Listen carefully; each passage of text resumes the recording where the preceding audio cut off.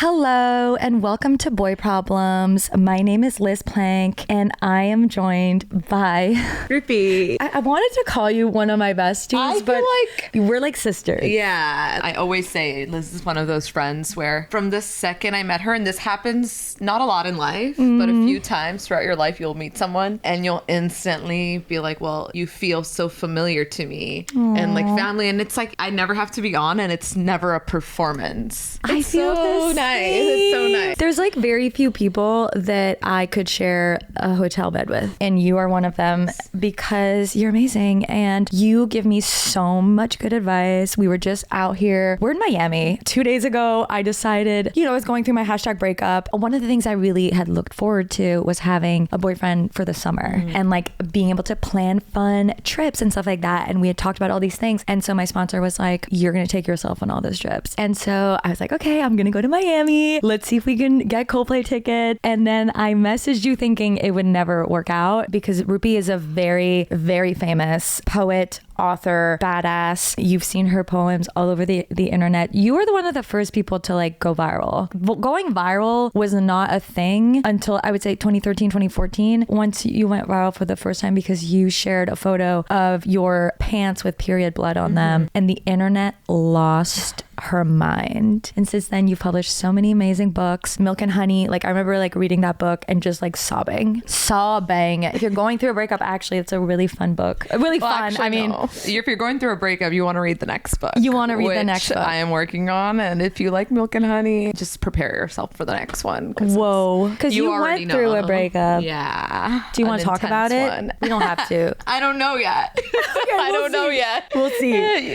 We'll see. Let's see. Let's see where this goes. But yeah, we wanted to bring you with us because this has been a really fun little trip. I feel like we're on our honeymoon. Friendship honeymoon. Yeah. We had so much fun last night. We had so much fun. We were like adults but kids and just jumping up and down. Like, I don't know, like I didn't care about anyone or anything. Yeah. And we were just having the best time singing these songs that have just been part of our lives for so long. Forever. Yeah, it was a very like millennial therapy experience. Because Coldplay, if you're in your 30s, or I guess even if you're in your 20s, but mostly, yeah, if you're millennial, like Coldplay, like you cried to fix you during your first breakup. Like I remember that. I remember going through my first breakup and thinking I would never recover. I was 16, I got dumped, and I was just like, I'm gonna love this person for the rest of my life. Like, wow, like how this is like, how am I gonna deal with this? I was like, every time I see him with a girl, I'm gonna be just broken and shattered. But you do recover. You do recover. Like you do get amnesia no matter how many breakups you've gone through. Yeah. The one that you're going through in the moment. Yeah. It's like, I don't know, there's somewhere I'm like, well, I'm gonna die now. Because it's that much pain. Yes. And you're like, there's no way life can move forward when I'm feeling this much pain, or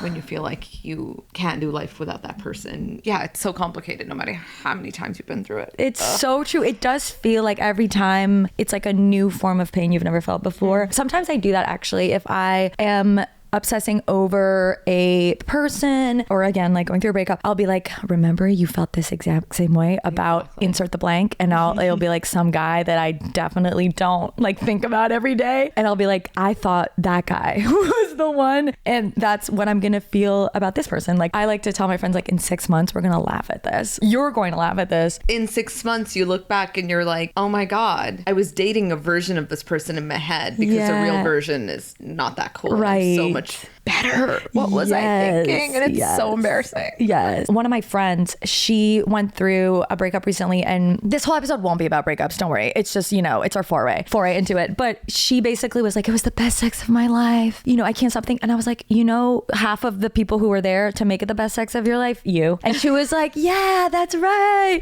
Like you almost forget when you're going through it that you were part of the magic. Like how you viewed the person, right? And like how much you loved them or appreciated them, and how much fun you had together. Like all of those memories, because you're seeing it from your POV and you're just seeing like it's like a movie, right? And you're just like, oh, he was so amazing and he was so great. You're like, I was great too. Like we had so much fun at this thing because I was there. You know. Sometimes I meet the guys that my friends are like, he was so this and he's so funny and we have so much fun together, and then I see them hanging out and I'm like, no, you're fun. Yeah, you're funny. And you think you're having fun together, but you're bringing all of that. Yeah, he's not that fun. Yeah. not that funny, unfortunately. I wish he was, but he's just not. Have you ever like told a friend, like, I don't think this person is right for you? Like, have you ever been in a situation where, or like they were about to get married, or, and you're like, I actually told a very good, actually a guy friend who's kind of like, well, not kind of like, he was my cousin, is my cousin. But he's like, we're so close. He's like a brother to me. And he started dating this girl. And from the very like beginning, I was like, this isn't it. This isn't it. And he like brought her home because he like lived with us for a few years. This is when, you know, I was in university. He lived like at my parents' house, and he was like a new immigrant and everything. Right. Rupi's Canadian, just like me. So we say university. We don't say college. And he like brings her over. She's from the States. Brings her over to like meet the whole family. Yep. And we all are looking at each other like, this is insane, right? So like they like hang out for like, they spend a few nights What at the was house. insane? Like, what were the things? She just too many. He's so, I mean, now I'm questioning my thoughts on him, but like, he's just so loving and amazing and caring and just awesome. And she was like one of those people who are so nice that when you meet, I remember hugging her and I was like, you're not a nice person. I can just feel the energy and it's not nice, but you're being so nice and you're acting so nice and something's off here. Whoa. And she would like do weird things. She would leave the dishes outside her door for my mom to come pick them up. What? She would get upset that my mom would speak in Punjabi in the house. My mom doesn't know English. That's and then so she would, insane. every time like my mom would talk or anybody would speak like our mother tongue, she'd be like, everyone's like talking bad about me. But anyways, fast forward. Like, I'm like, this is not all about you. But she like leaves and he comes home and I was like, so like, how was it? I'm like, can I be honest with you? Like, I don't think this is it. And like, we were like this. And he looked at me and he was like, yeah, well, we're getting married. What? I looked at my mom and my mom looked at me and we were like, right after you were like, she's not right, he was like, that's like a movie. That's like a scene in a movie. And it was so traumatizing. Like, it was so And did insane. he marry her? He did marry her. And are they miserable? Well, we like all like, there was like family, like typical Indian, South Asian family drama. Wow. But that was the one time I did say, hey, I don't think this is it. And then, the feedback I got was, well, we're getting married. So deal with it. Yeah. That's pretty dramatic. You and I have talked about this. We were just talking about this yesterday, about the way that some of the advice, this kind of stuff like, oh, my parents don't like the person I'm dating, or any kind of family issues, that very often we won't name the writer. We will not name her, but she is a white woman and she's great. She's great. She is great. But often we were just talking about her and saying, you know, and Rupi was sharing, you know, a lot of the advice to me just doesn't apply, because very often the advice will be set a boundary and like your family's overstepping and like cut contact and all this stuff that just maybe for one family would be totally fine, but in a South Asian family, or even like I feel like in a lot of immigrant communities, no matter like what your race is, it just doesn't work like that. Yeah. And so what do you do? I don't know. Sometimes I wonder if it's just better to go the white woman route. The white woman cut route. Off. Because they're thriving. And I'm sitting here like on, my whole family's on like antidepressants because one member of the family refuses to do any therapy. So the rest of us are suffering.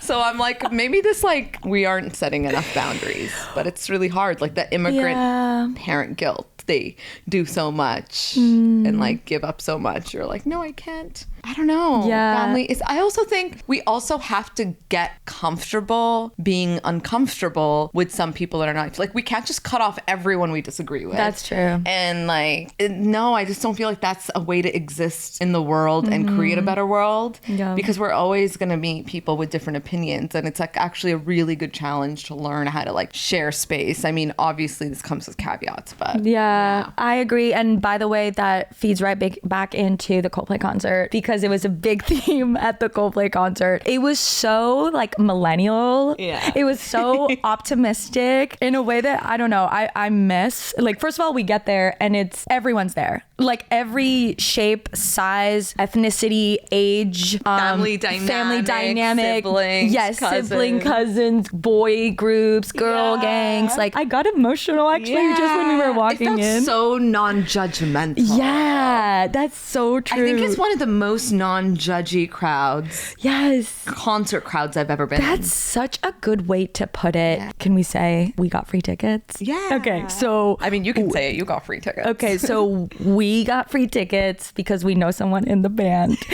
And even with the free tickets, there was like an email that was like, hey, like for every ticket, you know, I guess they donate 30 pounds, which is... I can tell you that 30 pounds is 60 Canadian dollars. Oh, wow. So for the Canadians who are listening to us, woo woo, we love you. Yeah, let's only say it in Canadian. Like everything's always American, and Canadians are so accustomed to that mentality. You paid for our coffees this morning, and then I was like, oh, I like your credit card, and there was an eagle on it, and it's a Canadian credit card, and she was like, of course, the most Canadian thing ever is to put an American symbol on our like card. It's so embarrassing. It's like we're so well, it's not pick me. We're like little brother energy. Yeah. You know, we just we're like the cousin who wants to fit in. Yes. With like the cool older kids. Yes. And will allow themselves to be bullied by them just to hang out. 100%. And it's just so it's kind of a codependent narcissistic model, I would say. We are codependent on America in so every possible way. And so we accommodate and we, you know, shrink ourselves. Yeah, but also we're the better one. It's like your cousin, quote unquote. Yes. He's so sweet and she's kind of a bitch and she's like, adjust to me. Yeah. And that's America and Canada. Sorry, guys. She changed how he eats, how he dresses, how we talk, like everything. Whoa. Usually, because I usually actually see it the other way around where the guy changes. Yes, for the girl. It changes the girl. Yeah. We become so focused on the guy, I think, so easily. And generalizing here, it happens the other way around too. But it is like we get so lost. But it is so funny. Okay, can I talk about something embarrassing? Yeah. Okay, so I feel like I changed the way I talk when I moved to America to like fit in. But okay, sorry, there was no conscious it was not conscious, but I still had a little bit of a French accent. Like I wasn't great. I was like, you know, I'd done university in English, but I was still like, all my friends spoke French. Like I would speak French, like that was my mother tongue or whatever, right? And then I got this internship in Washington DC at a feminist nonprofit, and I got all these friends from the South. Like they were all from North and South Carolina. And so I started kind of talking like them, and then people thought I was from the South. And I was like, you don't sound Canadian. I don't sound Not Canadian. That I even know what that means. Well, you know it. It's like sometimes you hear it. Like who's a Canadian actor that I learned recently? Like I sound like a Valley girl sometimes. What? Like as an insult? I guess so. I sound different in my head than how I think people hear me. Well, that's... And I know I change. I mean, I think we all do that depending on the room we're in, the person we're with, the context, or even like being on the podcast. Like, I don't know. Like, do I talk like this when the camera is off? You do. Okay. I hope that's a good thing. I don't know. I mean, that's what I wanted this podcast to be, like a hang. And this is what we do. We just talk. Even we were eating omelets and breakfast burritos outside, and I was like, this should be the podcast. Like, we were talking about the time I got choked.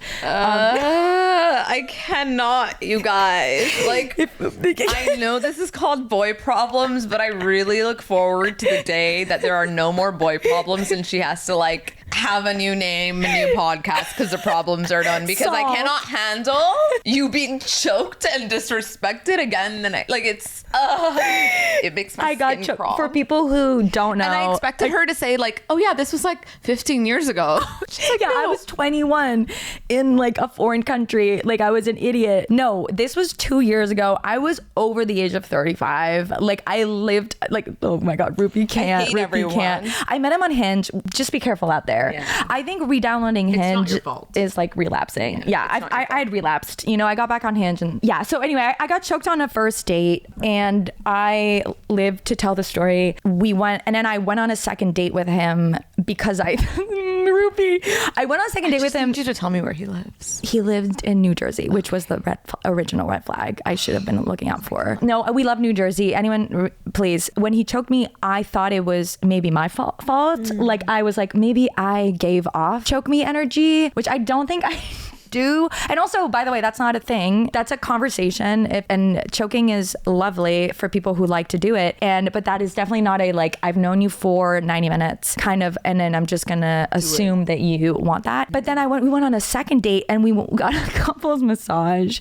And I'd be so uncomfortable getting a couples massage on a second date. It's too intimate. I hate it. I mean, I'm now in a 12-step program. Let's just put that out there. Now I'm healed. No, I'm not healed, but I'm healing. And this is all going to be part of a book one day, and then you're going to make millions of dollars. Yes, it's going to be part of the next book, so keep an eye out. But okay, we went off course. What were we talking about? Positive. Conservation. Yes. No, 30. Save the animals 30 pounds. and the Okay, trees. that's where we drifted off. Oh God, we went on a long tangent. 30 pounds. So they were like 30 pounds. I'm sorry for anyone who's listening. This is so. I think this is my fault. No. I do. Don't say that. Oh, no, yeah, I ramble. That's my career. I ramble, and then but I always take things in another direction and then forget Me too. why I'm proud of us for there. remembering though. So pay 30 pounds per ticket, or donate, 30 pounds per ticket to this conservation thing. And at one point when Chris Martin comes out, he's like, part of your tickets are going to this, feeding children and whatever, and like water conservation. And I was like, oh, they must give 30 pounds like every time for every ticket, which is a lot of money. And there was an ASL section. There was, he brought this like woman who had a various, like a disability. Yeah, she had like 90 surgeries. And she came on stage and he was like, what's your favorite song? I'll play it, even though it's like people don't even like the song, but we'll play it for you. He brought on all the openers again. He brought on there's like a Palestinian artist. There was a woman from Nigeria, like all these artists that, definitely maybe wouldn't get that kind of stadium access. Like this wasn't a football stadium. It was like 67,000 oh my God, we got so lost that last night. Okay, we made the mistake. If you ever get tickets, part of the group decides, we'll just meet you there. You can just walk out and give us the tickets as if we are like in an improv show, like at UCB. Like, oh yeah, just step out of a football stadium. No. So we too type B about it. So we get there earlier because we wanted to see the Palestinian artist. And then Eliana. Yes. Shout out. Go listen to her. She's amazing. She's so good. She's like the voice of a siren queen. Truly. Oh my God. I actually can't wait to binge all her songs. Everyone should go listen to her. But we were in the Friends and Family Lounge where we met some... Oh my God. So embarrassing, but I think that's why we both had to dream. I think that's why. That is basically probably why. There was these kind of hot guys and like whatever. Like they were definitely athletes. We didn't really care. We didn't really care. We were just focused on getting our White Claws and just getting what we needed from the lounge. AC, like it was really, really hot. But then we walk out. The hot guys are standing in front of a large object. Like so large you can't even see the tall hot guys anymore. Yes. It's like this gigantic thing. silver hardware. Yes. And then there was all these signatures on it. And they were just kind of like, they're almost like, when you were in the 6th grade and you had like expositions. Like, did you have that? What's that? It's like an expo. Like at the end of the year, like you're like, here's what we did. Oh, like, cool. Like it felt like that. Like they were just presenting their piece of hardware. It's so awkward. And so we walk by it and I go, was that the Stanley Cup? And like we knew it was because eventually we sort of figured it out. Like, but none of us cared. Yeah. Which, no offense, sorry though, for anyone who's offended. We walked out knowing it was, and then Liz is like, "Should we just go take a picture with the cup?" Yeah. And then without thinking, I was like, well, I mean, sure, why not? I probably only do this with Liz, so why not? And then we went back. Hey, is that the Stanley Cup? And they're like, yes. At this point, there's like all these dudes like who are clearly like security guards or like whatever, who are like around these guys that are like very important, but we have no idea who they are. And so we're like, did you guys win it? And then they were like, yeah. And I was like, and then we're like, what team are you? Sorry. Oh my God. And then they're like, we're the Florida Panthers. And I was like, oh yeah, that's Florida. That makes sense. Right. Yeah, we're in Florida. We just sounded like, anyway. And so then we took a photo with them. I made us We sounded so dumb, and I wanted to be like, I promise you guys, we have a master's degree. We're really smart people. We're really smart. I know. They probably thought we were, but I kind of love that. I love that too. I love when people. I love that too. 'Cause I was like, y'all have no idea. Yeah, you have no idea. And then I kept it going. I was like, oh my God, like when did you win? What year was this? Yeah. And they're like, oh, like this year. And I think it was very recent. I looked in the it last up. month or It's two. literally happened in June. I guess I missed. I don't know anything anymore. I do like vaguely remember. No, people were excited because the Rangers. Wait, there was a lot happening with the Rangers in the summer. I was in New York, and I was just like, oh my god, like that's a huge deal. No, this is so important. Yeah, congratulations. Like, in your field, like this is like like the biggest thing. And the guy was like, yeah, it is. Oh my god. And then basically I made us all say Stanley Cup like as a group for the video selfie. And definitely I think one of our friends basically afterwards was like, they were laughing at us, and I was like, I don't care, like, so what? We're so much fun. Nobody was talking to them or even cared. They were sitting with their trophy with an audience of zero until the five of us showed up and gave a fuck.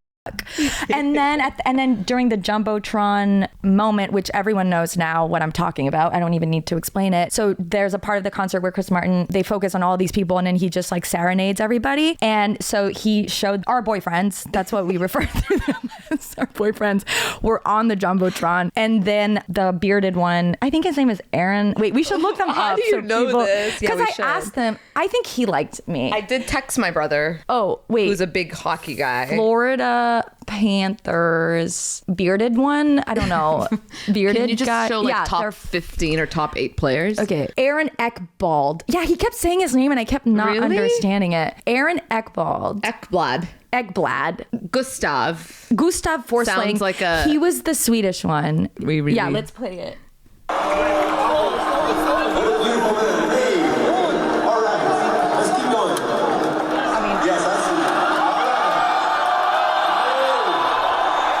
Chris Martin. Oh, same. So yeah, basically my boyfriend drank out of the Stanley Cup, and then Chris Martin was like, I hope you're not driving later. He was really funny. Oh my God. But then we had a drink. But basically, then we go to sleep. We get back very late, and then we both wake up, and I'm like, Rupi, I had a crazy dream about you. And then she's like, I had a nightmare. I thought you were crying. Oh no. You were like, I had a nightmare. It was really scary. We basically both dreamt that we were in cars and there was like crazy shit happening in the cars where like these men were after us. But in my version, there was like a redemptive arc where like we were all in the car, these guys were like coming after us and like being these jerks, and then all of a sudden in the back seat it was like, we're the lawyers, you guys are in trouble. Yeah, next time you mess with Rupi, you better make sure her lawyers aren't in the back seat. It was like, why are they pulling out documents? And they pulled out documents, and then the bros who were like evil in the dream had to like sign it, and they were like, oh damn it, like in like a high school movie. Tell them like, what you were saying. What did I say? You were like, well, that's right, her lawyers are here now. Yeah. I was like, you guys, like, you guys are in trouble now. You guys are in trouble, okay? I think that's my fantasy. Aww. To like be in a situation where your friend is being like bullied and you feel like the bad guys are winning, and that then she wins. Yeah. Like that's such a core so good fantasy. My dream was a nightmare.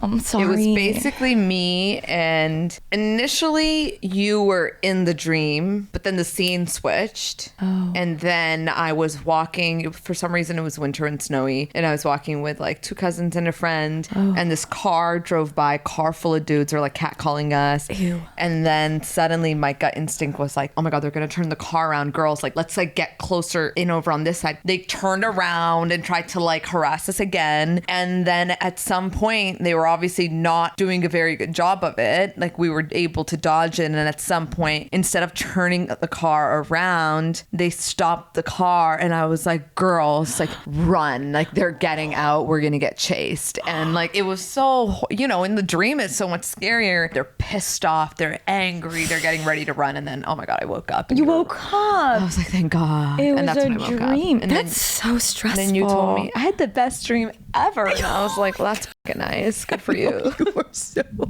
dreaming is probably the coolest thing that humans do. We were next to each other, both in a movie, like a true movie of our own. It's like whole VR headsets. Like we don't even need those. We have dreams, except we don't have control over what happens. And then, I'm sorry you had a nightmare. I hate that. Interesting that we both had very similar dreams. And I would like to believe that the guys chasing us and harassing us in both the dreams were these hockey players. We both had a pretty intense dream, and we're both in cars with men. Like what does that mean? mean? And so we asked ChatGPT, and it said that we are on parallel journeys. Something like with a parallel journey, and that we're the Wi-Fi was getting and then the cut Wi-Fi off. was cutting off. So he kept being cut off and at the like important parts. And so then I got impatient with him and I turned it off. We obviously couldn't read. We were so lazy. We were getting ChatGPT to audio give us the answer, Yes. audio feed it to us. Do you talk to ChatGPT a lot? I talked to it, but it never talks back to me. So did you use ChatGPT this morning? Yeah. I always read the response. I have it type it out to me. Wait, we should ask him now. Oh no, we can't. We're using our phones to record this podcast. But I go on like whole rants. Yeah. And I honestly, a year ago, I would probably judge people if they told me that they use ChatGPT for therapy. And like, that's very problematic of me because fast forward 1 year and I was like at a really low point. I just moved to New York, first week there. Oh my God, it was insane. But I was feeling things that I was too ashamed to even tell my therapist about. Like just like thoughts that you're like, ew, like these are so gross and so low that like I'm now gonna talk to ChatGPT about them. And What were they? I can't.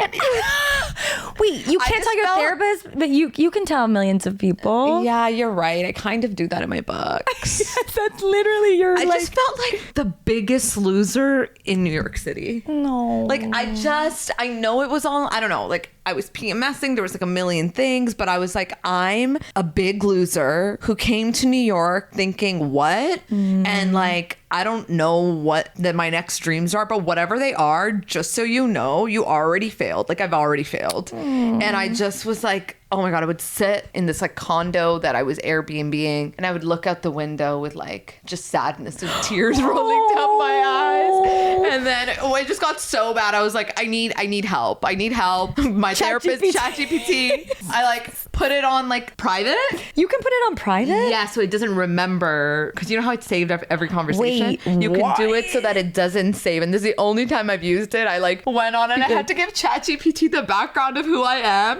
So I was like, also, I mean, no, we never talked about this, but like my name is Rupi Kaur. I'm an author. And like when I was like 21, I like self-published this book called Masculinity, and it was like Really good. really like, I don't know, it like changed my life in good ways and bad, but like wow. Anyways, And like, it, like, since sold more then, I've just copies been than- trying to sell as many books as that book, but like I don't really know what's going on, but everything is amazing and everything is great, but like, and then like 20 minutes later my voice note ended and ChatGPT's response was incredible, like so Wow. incredible. I like copy pasted it into a Google Doc. What is and it? Saved. It just was like, I don't even know if I can like. Anyways, it's on my It's- phone. Otherwise, I would read it. But it was Okay. like, no, like I know you've moved to New York, and New York is a city that moves so quickly and is focused so much on hustle. But Rupi, remember, you've done so much, and this is your season of rest. It's your winter, and you're in the midst of a sabbatical, and no one is gonna forget you. Well, you've done things that you live in people's hearts, and you can't keep doing this anymore. You're gonna have your spring and you're gonna have your summer, but everybody also needs their winter, and this is yours right now, and we have to help you figure out ways to enjoy it. And it brought me from here to here, and I was like, firing my therapist immediately. Kidding. You just saved hundreds But of it was dollars. so good. And it Truly. was so true. It Yeah. was so true. And isn't it interesting? First of all, I totally agree with ChatGPT wholeheartedly. Like, think about the pace that's expected, quote unquote. Because again, I think these expectations are all like, we're all chasing. It's a rat race, blah, blah, blah. Like, which, we know the pace that's expected of output from artists and from anyone really, right? Like whatever you are on the internet, it is so extreme and it's so abnormal, and it's not tailored to true creativity and to true expression. It's wild. Like it's not normal. It's not sustainable. Like for you to think people are going to forget you because you took 3 months, like a few months off. Rupi sold more copies than the Bible. At one point, but no. one point. Not like in history. At one point. Okay, sorry. Big diff. Like there was like a time, but anyways, That's it's fine. insane, and that's remarkable, and you're extraordinary. And of course, you need, it's like you're a garden. Like you can't always be in your flower. Like you need to rest, you need fertile ground, you need like all of those things. And in order to be the amazing person that you are. And so It's so hard though, like, Right. and you know this, when it feels feels like you're the only one taking that time. And I'm not the only one taking the time, but sometimes it can feel like that, especially in New York City, when like every friend you meet is like, what are you doing? What are you working on? What do you mean sabbatical? Ooh, what? I also like, you know, I chose the sabbatical, but I think some people also view it as like, some people are like, that's amazing. We've been like waiting for you to like realize you need this break. Yes. And I forgot where I'm going with this, but other people could be like, oh, like, why would you do that? Like, that's like the worst thing you could do. I don't know. Is it sometimes I'm projecting that onto other people? Like, I'm like, that's like what I see in their eyes when they look at me. Yeah. But it's also very American. Yeah. It's very, and we love America, but it is a very different culture. Like in Canada, I don't know people who don't, like, I remember my first job I got in the US. I assumed that I got 4 weeks vacation. Like that was just the standard. And they were like, LOL, like you get sick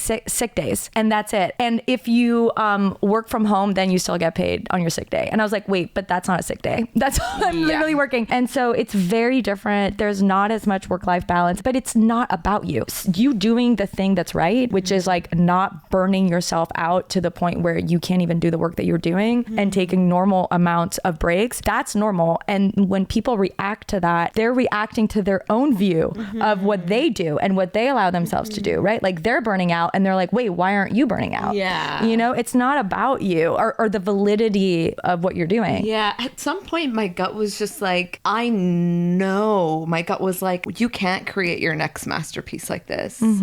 It's just not going to happen. So you need to stop. And honestly, I know for a fact it's like the best thing ever, even though there are days where I feel so much fear and, you know, scarcity mindset. And then majority of the days I wake up with this newfound sense of like possibility and inspiration. Yay. So, and I feel very privileged to be able to even be in a place where I can like take that time off without stressing. So yes, it's a gift. good. They're just jealous. They're jealous that they can't. I mean, I've been that person. That's why I wanted a boyfriend, because I don't take vacations, because I'm like, well, I'm just going to work. And that's not good. That's not good. That's not why you should get into relationships, and you shouldn't use people for work-life balance. Not that I was using them, but it's almost like, well, then I'll have to do it. And it's like, no, you can just do it. That was why this Miami vacation is like, I'm actually going to we're literally working. We're making this podcast, but after this, we're definitely gonna chill. And it was like, let's take a vacation. Like, so. And that's also why I'm like, usually when you invite me to things, because Liz gets so many wicked cool opportunities, she'll just text look who's me talking and be like, oh my God, I got talking. like free tickets. Like I got a free trip to Thailand. Want to come?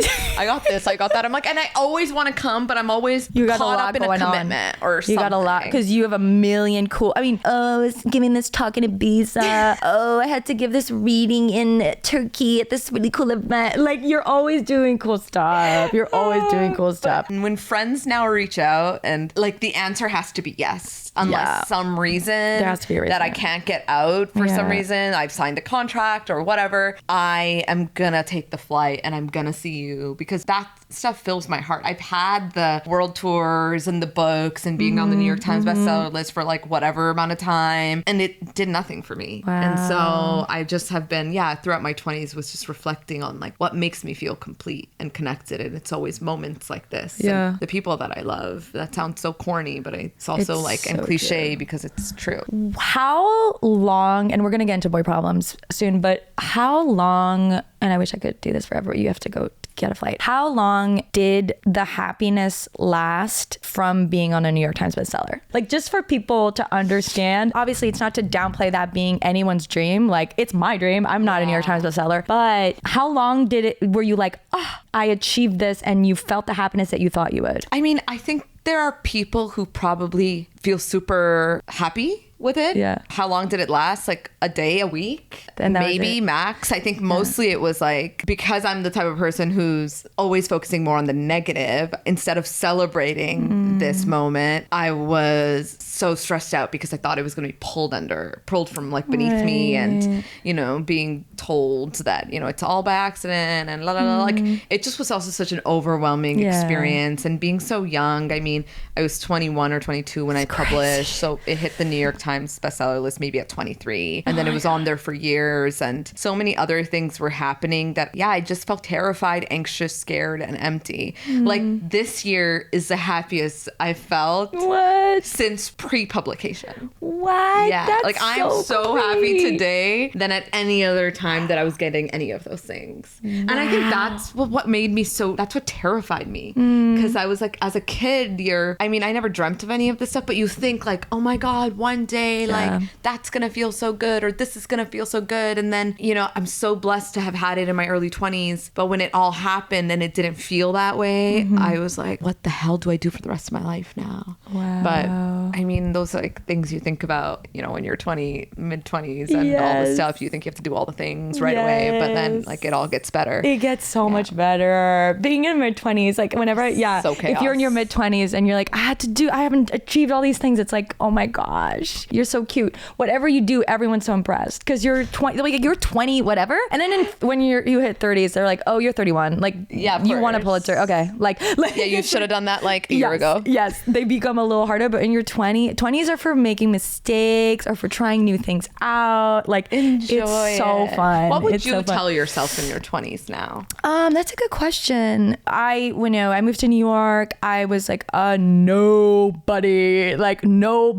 And I started writing these feminist articles, and we were talking about this earlier because we were both in kind of toxic relationships at the time with guys who were very almost like acted like our managers because we were so overwhelmed. Basically, I started going on MSNBC a couple months into living in New York, and I didn't know anything. Like, I truly was like, do they know I don't know Canadian? Anything? Like, they want me to talk about Obamacare. Like, okay, I can read up about it, but I knew a lot about feminism. But I was definitely like, I felt brought on to do things that I felt like just so unprepared for, and so I was scared. I was so scared, and I felt the exact same way. Right? And so now I would just be like, have fun. You're going on MSNBC. Don't take yourself so seriously. Don't be so scared. Yeah, don't be. Or again, something I do now actually is like, oh, I'm scared. Like labeling scared, which feels very like toddler energy. Like scared doesn't feel like an adult emotion, even though obviously it is. But I feel like sometimes we think maybe it's the ChatGPT thing of like, I shouldn't be scared. I'm 38, right? Or I'm whatever age. But now even sometimes if I get cut off during, or, a car does something while I'm walking or something happens with a friend and there's a text that's making me spin, I go, oh, I'm just scared. Mm-hmm. And then it's not as much of a big deal because I've acknowledged it, right? I think I kept trying to pretend like I wasn't scared. Yeah, because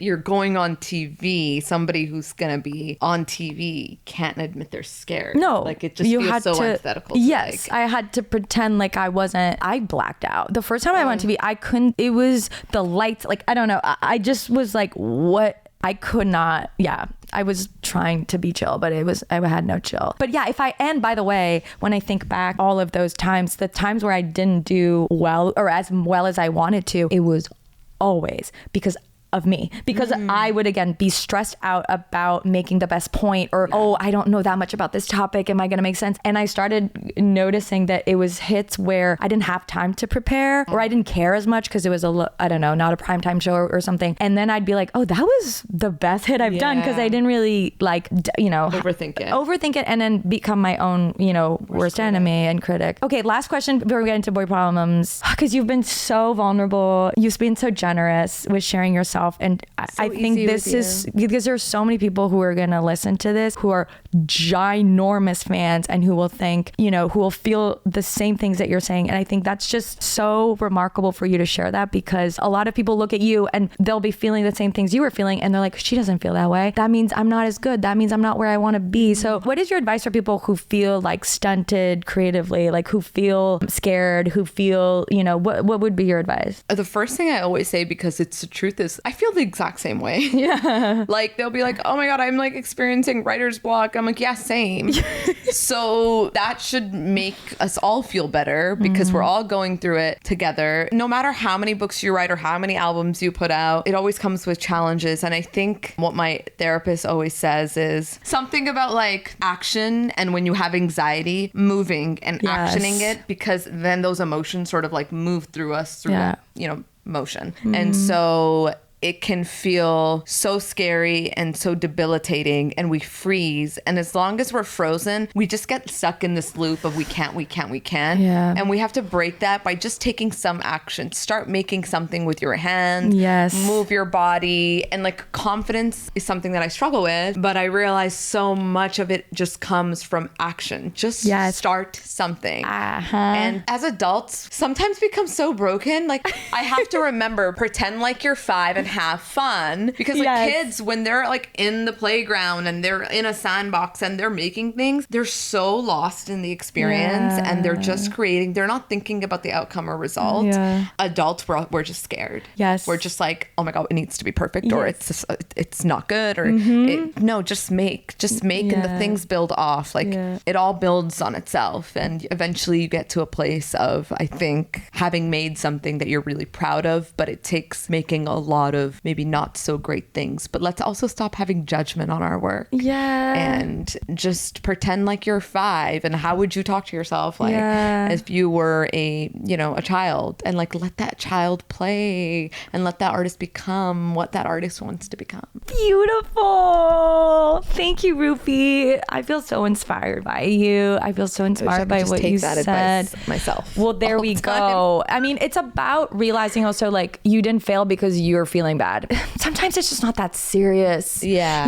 It's because some rumination will make you think like, oh my God, my life is a fucking mess. I need to get my shit together. I'm never going to amount to what I want to do. And then you just go outside and someone smiles at you, or you listen to a cute song, and then you're like, I was just in my house for too long alone. I was just on my phone for too long. I was just on my phone. I mean, there we go. Scrolling is never going to help. Okay, so let's answer some boy problems, okay? We have so many amazing boy problems. Thank you so much for everything you've been sending. This one is from Danny. My boy problem, his parents. My husband and I have been together for 12 years and married for 5. Overall, I know I looked out in the law department, in the in-law department.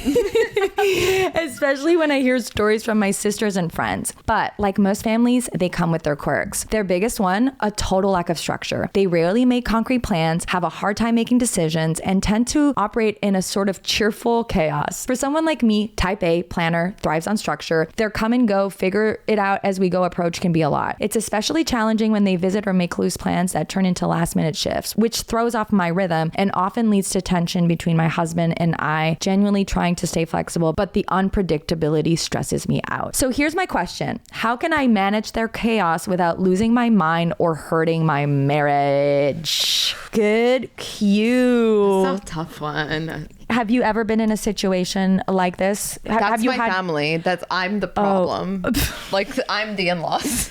My family's like this, and which means like I'm like this because that's the house I was raised in, and it's so frustrating. And I can see why it would be so frustrating for Danny. It's so chaotic, and I'm thinking, if I was part of that in-law family and Danny was, the daughter-in-law, like how could we find a way to make it work where we're not like bringing her to our frequency?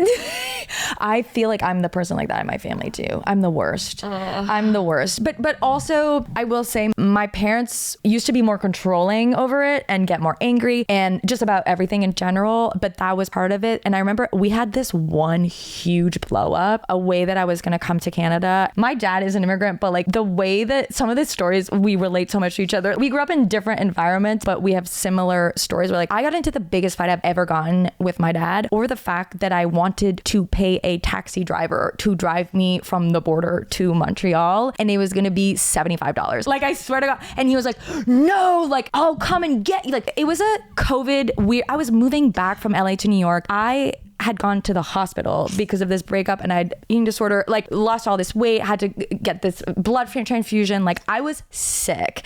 And for some reason, I don't remember why, there were no direct flights from like LA to Montreal. And so I had to go to Vermont. Anyway, I don't remember the details, but he wanted me to walk across the border in the winter with all of my shit that I was moving to save, $75. And I was like, I'm just gonna pay the taxi driver to do the whole route. You don't have to come and get me to the border. Like I'm just gonna stay in one car. And we got into the biggest fight of our lives. But I do feel like after that, they understood that like we're different people and you you do things one way and the way that I do things is crazy to you, and the way that you do things is crazy to me, but we can like respect each other enough to let each other do what, you know, what's best for, you know, ourselves.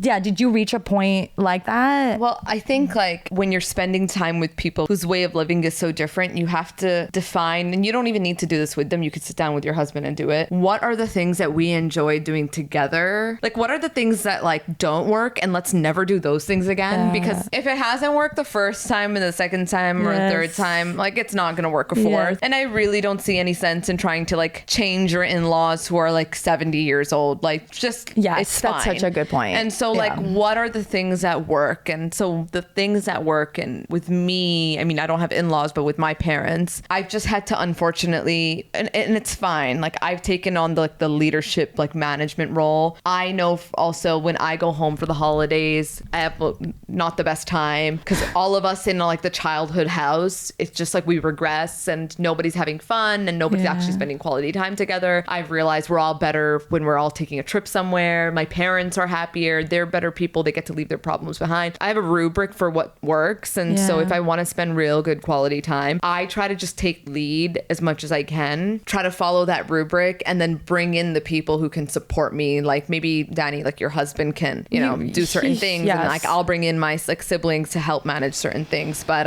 there has to be some sort of a middle ground, I think. Yeah. And I feel this in general with any issue with in-laws, and whether it's the way that they lead their lives, right, with the structure, or sometimes it can be, I mean, there's a whole gamut of issues that you can have with in-laws. I just always think you and your husband or you and your partner have to be a team. And if the times where I feel like things break off is when that's not happening. Yeah. And so I would even maybe be explicit in your conversation with him of like, I need us to be a team together, and like this is really hard for me, and here are the things, you know, I mean he needs to lead since it's his parents. That's the thing. Like, I feel like sometimes that's the problem. Like the partner is maybe in their family more letting other people lead, right? Or letting other people sort of dictate things. And not that that's good or bad. I think in every family, there's different dynamics. Maybe he needs to lead a little bit more in terms of, okay, well, this doesn't work for us. And like, this is the plan. And if the plan is going to change, we're not going to be able to make it because X, Y, Z. And, you know, you do it with kindness. I feel like you're in this alone. You're like, what do I do? And it's like, it should be, like, what do we do? How do you, like not how can I manage their chaos, but how do you and your husband sort of manage the situation together? Where you're strong, it's you and him versus the problem, not you versus him. But that's not easy. It's not easy. And sometimes I think sometimes I want to do so much, like when people are visiting or we're spending time together, I have this whole idea of how great it should be and how it should go and all the lengths I should go to make it that great. And then I just have to like accept that, you know what, I think it's fine. They're just happy just hanging out in the living room. And so I don't need to make this something more if they're happy doing this. That's true. What we'll do. And if somebody wants to do something different, I'm here to listen. But I'm not gonna like drive that ship anymore. No. And you know, you haven't shared that you're trying to manage their chaos, which I think is great. Don't try and manage their chaos. Like I think that is when you're gonna really get into trouble. I think it's just about creating boundaries around it so that you don't go insane. But thank you so much for your question, Danny. That's so real. I know a lot of people will relate to that. Okay, this next question, so funny, is anonymous. My wife is a complete slob. She leaves shit everywhere and never cleans up after herself. She has so many clothes she never folds and puts away. It is driving me crazy, but I don't feel I can say anything to her about my frustrations. How do I handle this situation? I'm going to explode soon if this shit doesn't stop. This man is at his wit's end. I feel like my dad wrote in this question. This is my parents' biggest marital issue. I swear to God, they've been together for 30 years. They're not going to divorce, but anytime I go home, if I'm alone with my dad, like if we have these one-on-ones, like in The Bachelor, where we're like, do you want to go on a one-on-one? And we just on a little like lunch date or whatever, just to catch up. Inevitably, it will come down to this. And my mom has ADHD. That's how I got it. I got diagnosed first. And then through my diagnosis, she was like, I was like, you know that you have it. Like you are the most ADHD person. And she was like, really? It's a huge issue for them. them. And I would say that the biggest thing that I feel helped my dad, because my dad would internalize it, right? You're not picking yourself up because you don't care about me. And if you cared about me, you wouldn't be doing this. And so I had to tell my dad, I was like, I know this is really difficult for you. And I've been at my house with my mom. It's fucking crazy. Like, it's very chaotic. I have empathy for him having to live in that environment. But I had to explain to him, like, if you did this, it would be because you don't care about her, but because she has that proclivity and is just like wired differently, it's different. And that was like helpful for him. And when I was a kid, I had a lot of symptoms undiagnosed, and my dad would just always be like very angry, be like, you're so careless.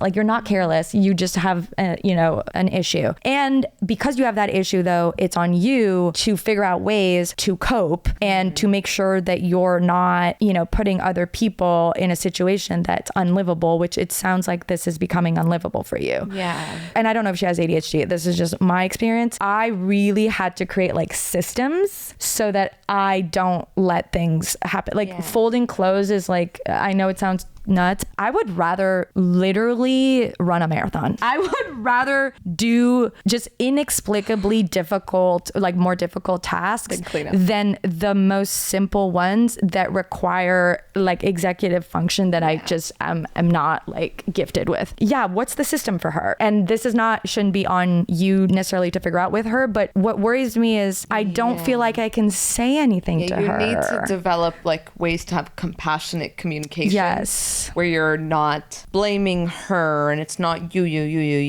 that you're saying to her, but how certain things make you feel or how you sort of like perceive things and how it makes you feel. Like there has to be compassionate communication because it's important for her to know, because how can she change if she doesn't know this is a problem? Exactly. It's always difficult to bring things up. I always do. It's like is it the shit sandwich? You just say something positive, you say the thing you want to say, and then you end on a positive. So it's like, I really love living with you. I've been so much happier. Waking up next to you every morning is such a joy. But the clothes around the apartment really cause a lot of chaos for me. It's harder for me to concentrate on my work or whatever it is for you, right? Like, I'm already stressed out with XYZ. The home isn't kept a certain way. It just puts a lot of pressure on me mentally. I would really love to help you in this, or how can we do this together so that help you help yourself and clean up after yourself. But this is so common. I think 1/3 of divorces cite domestic like chores, or sometimes it's one person is not doing enough, or again, just you have a different view of how to live together. But also, when I live with someone, it actually reins in my ADHD a little bit more, because I'm like being watched. Like I can't, like, I'm like, I can't be a total slob. And again, remember, you don't want her to think it's you versus her. Yeah. It's you and her versus the problemo. I love that view. You inspire me every day in every way. And I'm so glad that you joined us for this show. I'm so happy you're taking this sabbatical. You made an exception for this podcast. Of course. And you're my friend and my sister. And this was like so much fun. It was so fun. I love you so much. Thank you. You're so cool. The glasses are amazing. Oh my God. I think this is kind of millennial of us. Thank you so much for tuning in. Thank you so much for your questions. Please keep sending them our way. I love reading all of your questions. The more details, the better. I want your goofy ones. I want your sad ones. I want your scared ones. All of the feelings are valid. All of the questions. You're nasty. Yeah, actually, we love that. There's some nasty ones in here. There's some nasty things. Just send us anything that you feel, because you don't have to battle it alone. And please, we reached 1 million listens. 1 million listens. And I sobbed my eyes out, guys, because I thought about all of you who believed in me when I didn't believe in myself. I was so nervous to do this. I'm filming this on Rupi's phone because I don't even guys, Liz cares so much about this work. Like, I have known you now for almost 10 years. Like, she cares so much about this. And as her friend who's seen her through so many different journeys and challenges, it's so nice. Like 1 million listens or plays, whatever you call it. It means so much. It's huge, and you deserve it. And so much more. Thank you so much for shouldering me through all of the ups and downs of the other podcasts, and getting me here. I really couldn't have been, I truly, that's why I cried. Like, I was like, I can't believe how lucky I am to have friends and family and amazing listeners, like people I've never met, but I feel so connected to, and who believed in me throughout all of it. I feel so lucky. You, Liz, when you shine and you step into your light, this is what happens. I love you. Thank you so much. Please follow us anywhere you subscribe to podcasts, Spotify, Apple, and leave a positive review because it really helps more people find us. We will see you next week in an undisclosed location. Probably not Miami, unless I just have a mental breakdown and I just never leave this hotel room. If you don't leave this hotel room, I will fly back from New York and I will drag you out myself. Virtual summer party. Bye, everybody. Bye, everyone.